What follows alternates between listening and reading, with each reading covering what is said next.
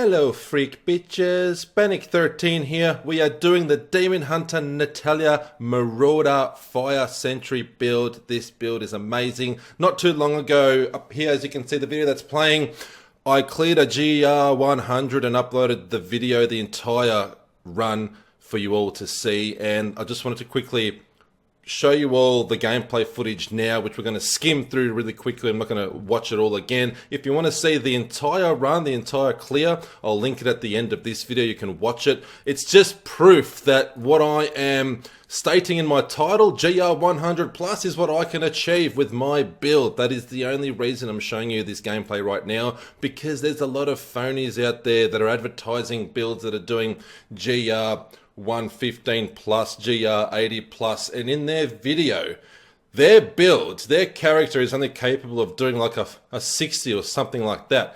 I just want to make it clear that whatever I state in my titles, that is exactly what I can achieve with my build, my character. I'm not going to mislead anybody.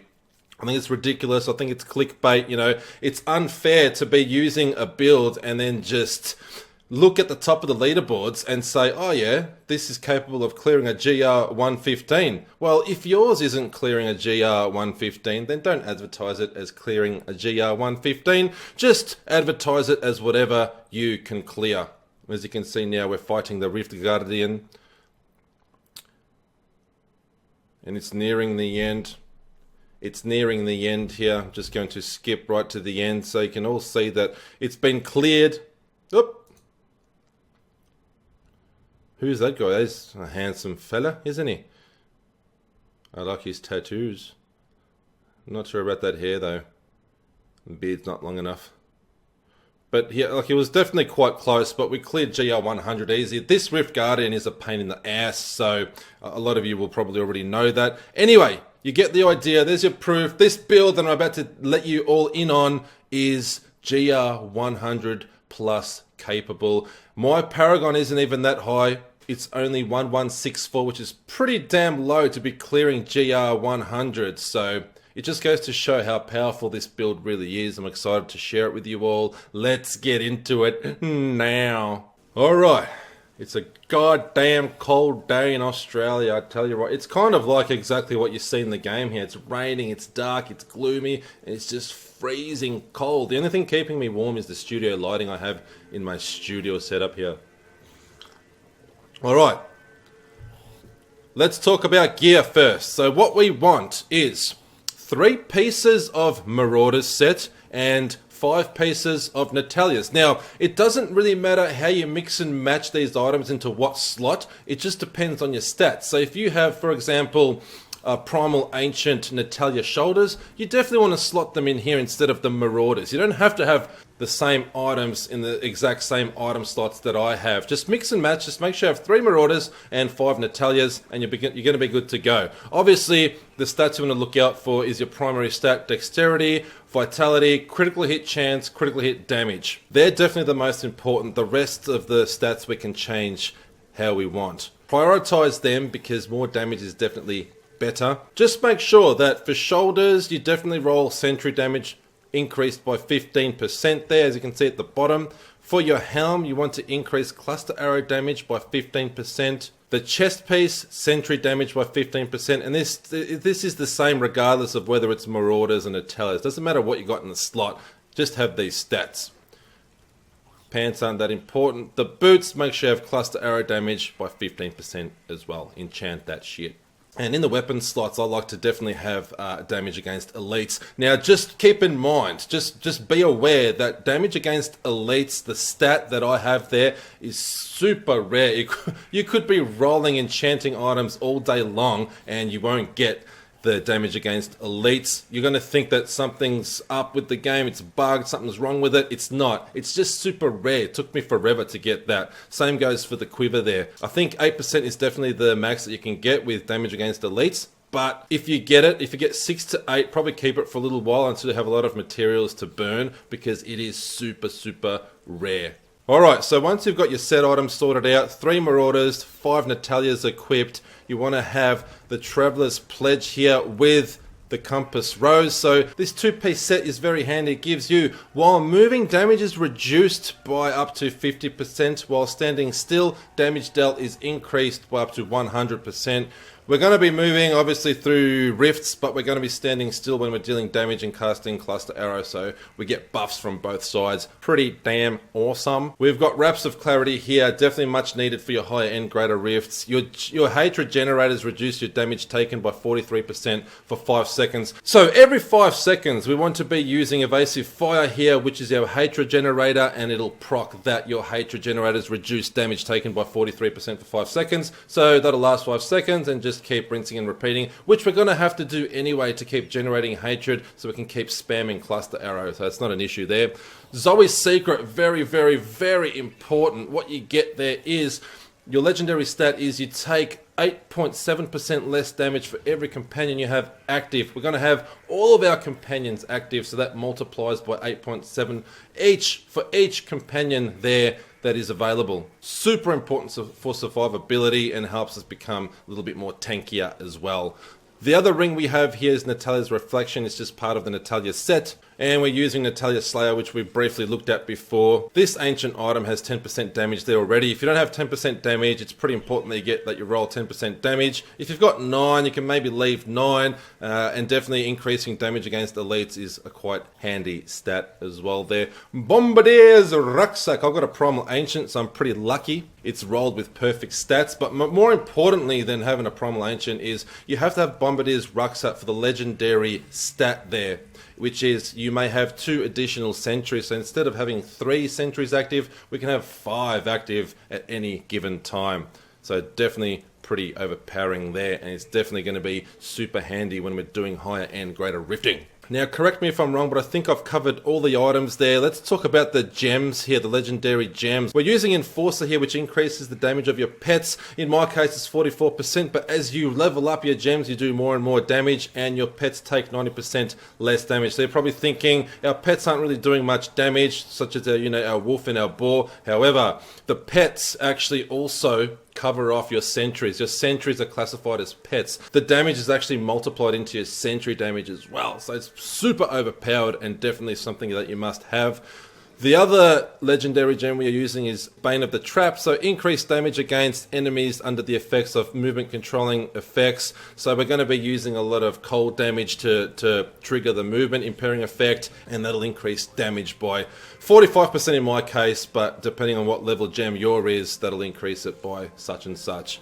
Also, you gain an aura that reduces the movement speed of enemies within 15 yards. So if enemies are close to us and they're not being damaged by any of the cold damage that we're inflicting, then they're going to be slowed anyway, and we also get that damage buff regardless. And lastly, Zay's Stone of Vengeance. Damage you deal is increased by whatever percent depending on your level of your gem for every 10 yards between you and the enemy hit. Maximum 59.6%, which also increases depending on the level of your gem. So 50 yards is the max damage bonus that we can get, depending on the level of your gem.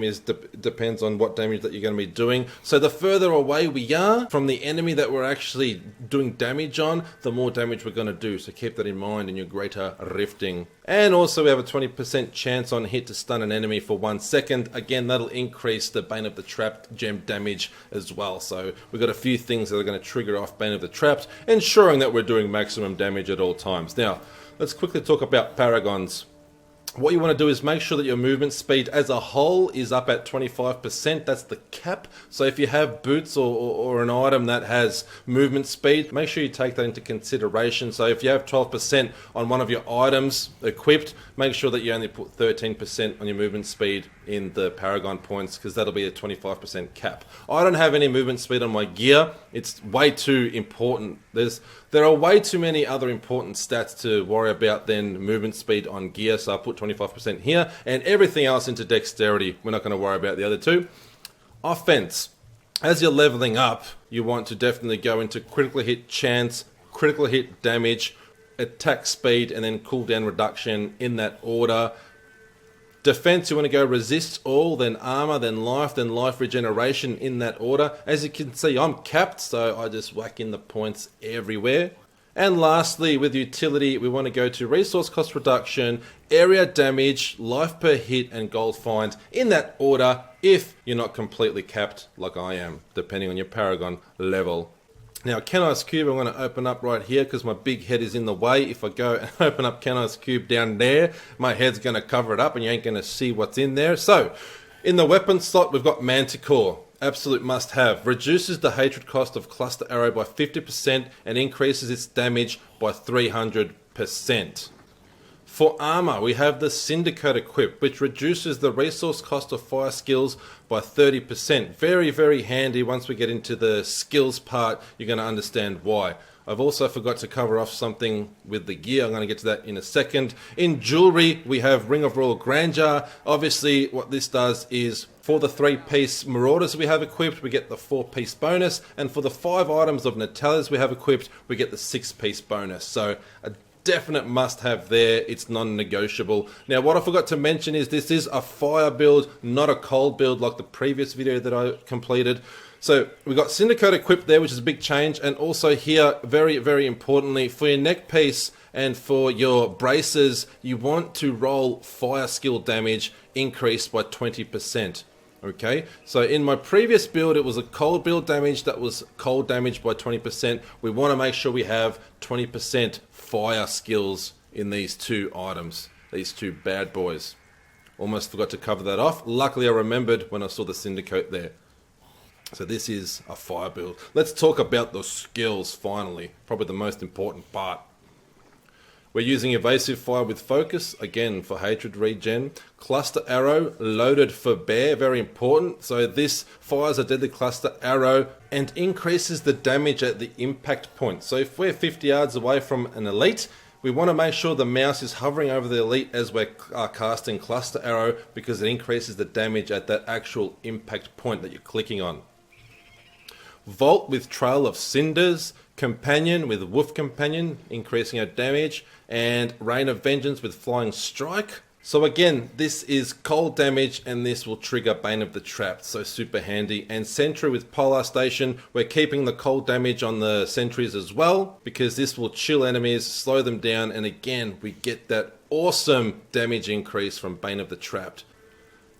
Our passives, Colour of the Week, Custom Engineering, Ambush, and Steady Aim. So I believe we've covered off everything. That covers off the skills, that covers off the items we have equipped, every gem. We've done Kenai's Cube, Paragon points. You're good to go. What are you waiting for? If you've given my cold version of this build a go, then you're pretty much going to be ready for this. You only need the Syndicate, and you've got to roll those fire skill items, change a few skills around, and you're going to be good to go. Give it a shot, see what you think, and just let me know in the comments if you think the cold version is better or the fire version is better. Either way, you're going to be melting down monsters like absolute creepy maniacs. Personally, I can't really choose between the two. I think I'd slightly lean towards the fire build, but the cold build is awesome as well. But having said that, overall, the Natalya Marauder Sentry build, whether it be cold, whether it be fire, is definitely my favorite Demon Hunter build at the moment. Shadow's Mantle is the second. A lot of people still prefer Shadow's Mantle. It all comes down to playstyle, people. There's no real right or wrong way to play Diablo 3. If you're clearing some pretty big greater rifts, then you're doing something right, and obviously it's suiting your playstyle. So just stick to it, and I'm here just to give some advice and some ideas and just influence you to try something new every now and then, because Diablo 3 is quite a grind. You're going to be bored at some stage, so just try a new build. See how you go. You never know. It might not look appealing. You might try it and it'll be awesome. So I hope you all enjoyed my build video. I'm going to be working on more Demon Hunter content and then followed by Monk stuff. Monk will be the class that I play after Demon Hunter, so make sure you stay tuned for that, whether you play Demon Hunter, whether you play Monk. Doesn't matter what you play. I do content for every single class in the game. You'll find something here that you like. If that's the case, don't forget to subscribe to my channel. That way you won't miss a thing. I talk a lot about movies as well. Check out my reviews. If not, that's okay. Thanks for visiting, and just please make sure you come back again. Your creepy uncle is waiting in the shadows.